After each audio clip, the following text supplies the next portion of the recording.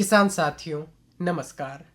किसान साथियों, आज हमारे साथ स्टूडियो में हैं कृषि विशेषज्ञ अंशुमन सेमवाल जी। और आज हम बात करने वाले हैं गोभी वर्गीय सब्जियों में किस तरह से हम कीट का नियंत्रण कर सकते हैं, क्योंकि ये हमारा वो समय है जब हम गोभी वर्गीय सब्जियों की बिजाई कर रहे हैं, उनकी रोपाई कर रहे हैं, और इसी समय हमें ध्यान भी रखना है। तो अंशुमन सेमवाल जी, सबसे पहले तो स्वागत करते हैं आकाशवाणी देहरादून के स्टूडियो में आपका। धन्यवाद करना चाहूँगा मैं आकाशवाणी देहरादून का, और चमोली जी आपका भी बहुत बहुत धन्यवाद। जी। सेमवाल जी, अगर हम बात करें गोभी वर्गीय सब्जियों की, वैसे तो हमारे किसान साथी जानते ही हैं, लेकिन फिर भी हम जानना चाहेंगे कि कौन कौन सी सब्जियां इस श्रेणी में आती हैं। किसान साथियों, मैं आपको बताना चाहूँगा कि गोभी वर्गीय जो फसलें हैं वो आई हैं जो यूरोपियन, हमारे जो ठंडे इलाके हैं वहाँ से। तो वहाँ गोभी वर्गीय बहुत सारी सब्जियां होती हैं, परंतु मुख्यतः या जो आर्थिक रूप से या आर्थिक उत्पादन के लिए जो हमारे किसान साथी लगाते हैं वो होती हैं बंद गोभी, फूल गोभी, ब्रोकली और नूलकोल, या फिर जिसे हम गांठ गोभी भी कहते हैं। क्योंकि आमतौर पर हम गोभी में देखते हैं कि कई तरह के कीट पनप जाते हैं जी। जो हमारी फसलों को बहुत नुकसान पहुंचाते हैं। तो सबसे पहले ये जानेंगे कि कौन सी अवस्था में ज्यादा प्रभावित करते हैं ये हमारी फसलों को। तो जब हम नर्सरी लगाते हैं गोभी की, सबसे पहले तो नर्सरी में एक कीट आता है फ्ली बीटल, जो लाइट पे आते हैं हमारे पतंगे। तो एक बीटल आता है जो बहुत ही छोटा होता है आकार में और चमकीले रंग का होता है। वो नर्सरी की अवस्था में आता है, जो कि जो पत्ते हैं उनको खाता है। पहले हम जो कीट हैं उनको हम दो वर्गों में विभाजित कर देते हैं। एक आते हैं हमारे रस चूसने वाले कीट, और दूसरे आते हैं जो पत्तियों पे खाते हैं। रस चूसने वाले कीट हो गए, जैसे हमारे माहू आता है, फिर एक हमारा पेंटेड बग आता है।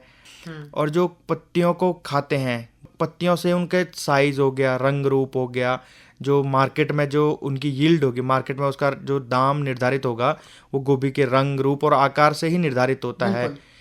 तो क्योंकि पत्ते ही मेन उनका भोजन बनाएंगे, तो पत्तों पे मेन हमारा फोकस रहता है कि इनको ज़्यादा डैमेज ना हो। तो मेन आती है एक सफ़ेद तितली। अच्छा जी।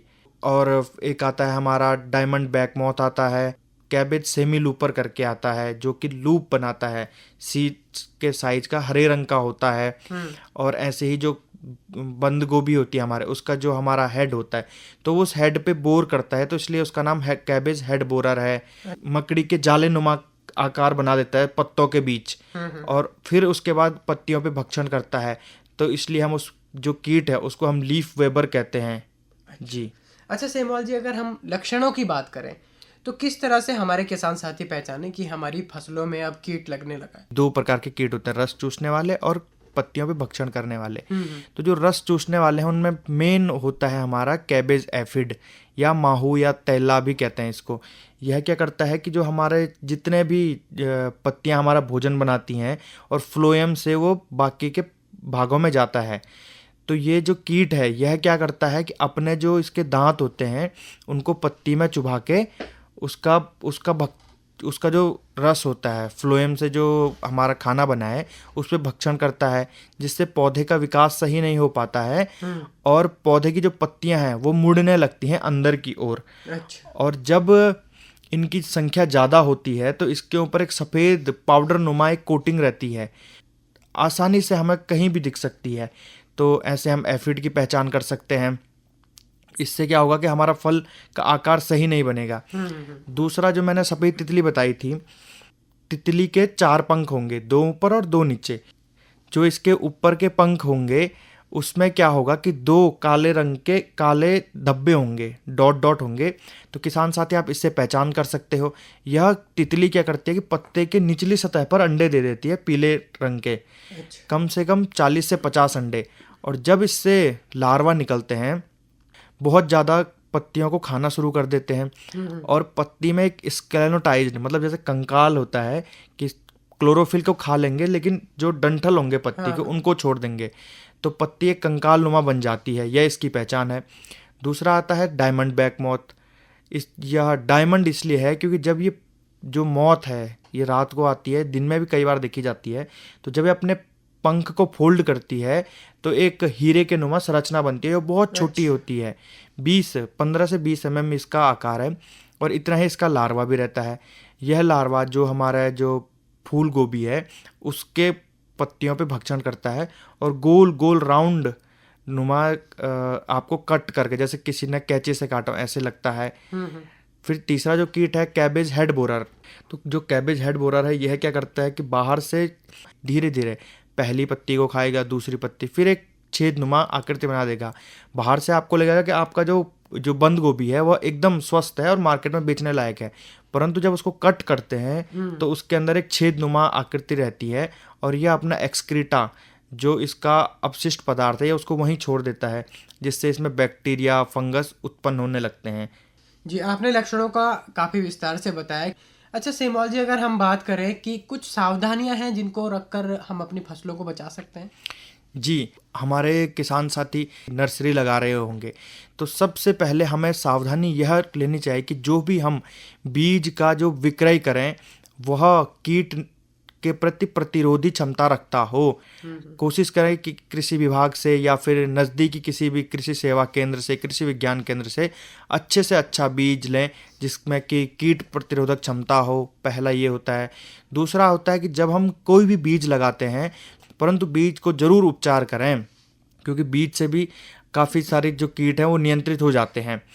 फिर तीसरा आता है हमारा कि जो हमारे जो साइड में या खेत के चारों ओर जो सिंचाई के लिए जो नहरें जा रही हैं उसमें जो खरपतवार उगा हुआ है, तो कई बार क्या होता है कि जो कीट है वह उसका एक दूसरा घर हम मान लें छुपा रहता है जी। जब उसको गोभी की फसल नहीं मिल रही तो वो उस पर भक्षण करेगा, और जब उसको लगे, जब हम किसान साथी गोभी की फसल को लगाएंगे तो वह हमारी मेन फसल पे आ जाएगा। तो जो भी खेत हो आपका उसको चारों ओर से साफ रखें, और जो पुरानी जो हमारी फसल हैं उसके जितने भी उत्पाद हैं या फिर कुछ भी हैं खेत में छूट गए हैं उनको जला दें या फिर मिट्टी में गड्ढा करके उनको दबा दें। मिट्टी में कई सारे जितने भी कीट हैं उनके क्या होते हैं, प्यूपा रहते हैं जो कि हाइबरनेट या फिर सुसुप्त अवस्था में रहते हैं, परंतु जैसे ही उनको हमारे गोभी की फसल लगेगी तो एकदम से फसल पे अटैक करने के लिए आ जाएंगे। अनुकूल तापमान होगा तो इसलिए डीप समर प्लोइंग होता है कि गर्मी जब भी तेज धूप लगे, ट्रांसप्लांटिंग नर्सरी से खेत में लाने से पहले हम क्या करें कि एक डीप समर प्लोइंग कर दें, जिससे कि क्या होगा कि जो कीट है, जो प्यूपा है वो ऊपर आ जाएगा। तीसरा आता है हमारा फिर सॉइल सोलराइजेशन। फॉर्मलिन से हम सॉइल ट्रीटमेंट कर सकते हैं, सॉइल सोलराइजेशन कर सकते हैं। 400 माइक्रोन की कोई भी काले रंग की पन्नी को बिछा के 1 या 2 दिन के लिए छोड़ दें, जिससे कि सॉइल में जितने भी हमारे रोगाणु या फिर कीट के जो हमारे प्यूपा या फिर लार्वा होंगे वो खत्म हो जाएंगे। जी, ये तो आपने सावधानियों की बात बताई काफी विस्तार से। अब हमारे किसान साथी भी समझ रहे होंगे कि कैसे हम सावधानियां रख के अपनी फसलों को बचा सकते हैं। अच्छा सेमवाल जी, अगर कीट हमारी फसलों में आ गया है जी तो फिर उसको कैसे उपचारित करें? जी, सबसे पहले तो अगर कीट हमारे फसल में आ रहा है तो सबसे पहले हम ETL लेवल देखें किसी भी कीट के लिए कि कब हम कितनी इसकी संख्या होगी, उसके बाद हम स्प्रे करेंगे। जैसे मैंने बताया था कि एफिड हो गया, जो माहू होता है, तो यह 20 एफिड कम से कम एक पौधे में होने ही चाहिए, तभी हम किसी भी केमिकल का या फिर कोई भी कंट्रोल है उसको हम अप्लाई करेंगे हमारे खेत में। तो इसके लिए सबसे सरल तरीका है, बिना जो पेस्टिसाइड है वो है ट्रैप। येलो स्टिकी ट्रैप आता है, एक पीले रंग का हमारे प्लास्टिक का एक ट्रैप रहेगा जिस पे चिपचिपा पदार्थ रहेगा, तो जो तेला है या माहू है वो उसकी ओर आकर्षित होता है। जी, तो फिर हम क्या कर सकते हैं, वो उस पर चिपक के ख़त्म हो जाता है। कुछ प्राकृतिक शत्रु भी रहते हैं। एक आता है हमारा पासफेल बीटल या लेडी बर्ड बीटल, या एक अकेला बीटल कम से कम 50 माहू को एक दिन में खा लेता है। फिर आता है हमारा जो हम अगर आखिरी जब इनसे सबसे नहीं हो रहा है तो आखिरी में हम रासायनिक नियंत्रण करते हैं।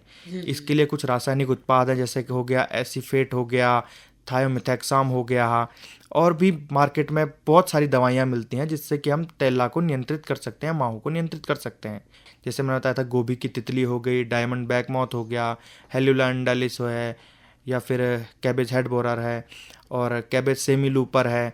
ये सारे जितने भी हैं पत्तियों को काट देते हैं। तो इसके लिए क्या करते हैं हम, सबसे जो अच्छी दवाई है वो है क्लोरेंट्रा नीलीप्लोर, जो मार्केट में कोराजन नाम से भी बिकती है।